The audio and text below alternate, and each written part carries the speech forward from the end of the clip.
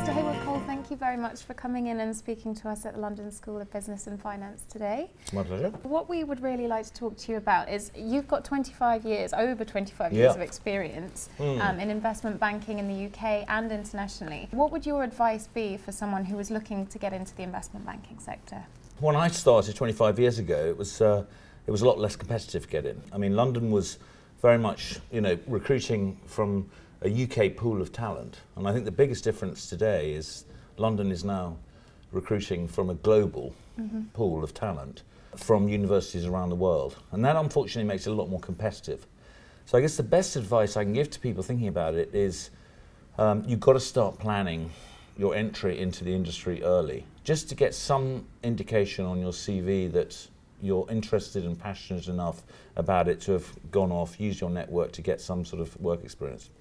And the main reason for that advice is because increasingly the investment banks are only hiring on the basis of internships. Effectively, the internships are chosen from not only people with technical ability, but also people who've shown that sort of interest and got something on their CVs. So start early. And that does really lead into the next thing that we were going to ask you, which was, besides in-depth financial knowledge, what are the kind of skills that perhaps investment banking firms would be looking for?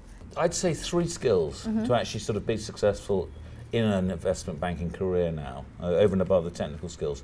I think the first thing I'd say is you've really got to be a self-starter. And why is that important? Is because, it's not, being an investment banker is not like being a lawyer or an accountant. Companies don't have to use investment banks. So they have to be made to choose the choice of using that investment bank. Whereas, they obviously have to use law firms, have to use accounting firms, etc. So if you are going into a career which is basically all about selling yourself and the product. So that's the second skill, is to be a good salesperson. If you feel uncomfortable about selling yourself and you think that you can't bear the thought of being a salesperson per se for the rest of your career, then it's probably not for you. Right. Because it's a competitive world, and you've got to sell yourself, you've got to sell the bank, you've got to sell the bank over other banks, etc., etc., etc.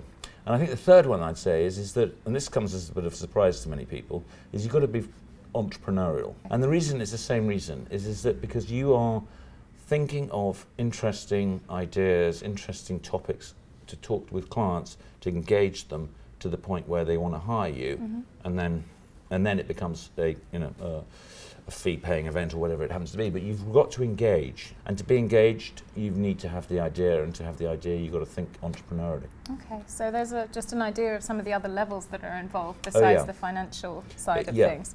Personally, what would you say your most valuable lesson has been in your career to date? I mean, what I would honestly say, and it does sound a bit glib, but is to actually be truthful and honest. And when I say that, I mean that, any advice I'd say to someone is that inevitably throughout some time in your career, you'll screw up on something. Something will go wrong, something you won't have done quite in the best way you could have done, or something like such.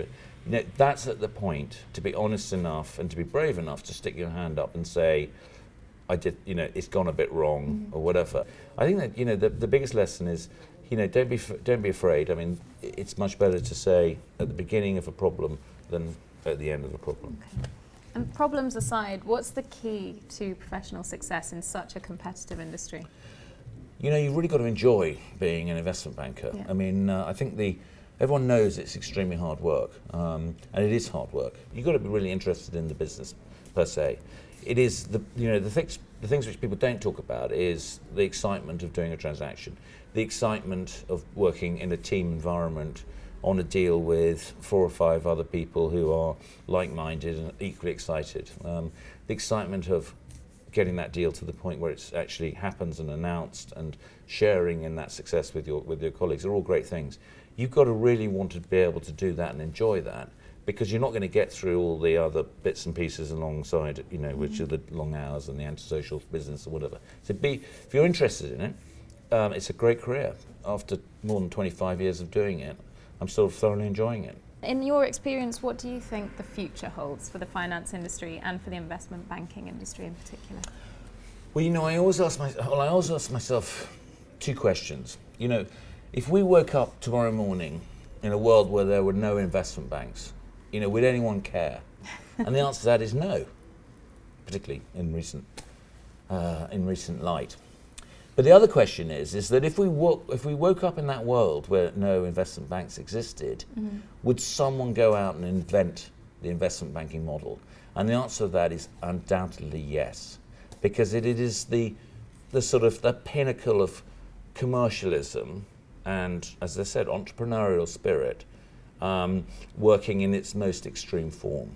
And therefore, if they didn't exist, someone would invent it. And that gives me, well, it gives me hope for anyone wanting to get into the career, because I think it'll always be around. I think it's all to do with commerce and trade and those things. And I think that once we can get through the difficult patch which we're in, as I said earlier, through regulatory change, but also cultural change inside, plus we're going into hopefully a better economic cycle, I think that hopefully at the end of that, there'll be banks which are better managed, better run, better places to work in, but still highly successful. Okay, so there's a lot of hope there. The future seems bright in your opinion. Indeed, I hope so. Great. Well, thank you very much for coming in to talk to us today. That's a pleasure. And we hope to see you again soon. Thank you, Mr. Hayward-Cole. Nice to meet you. Thanks.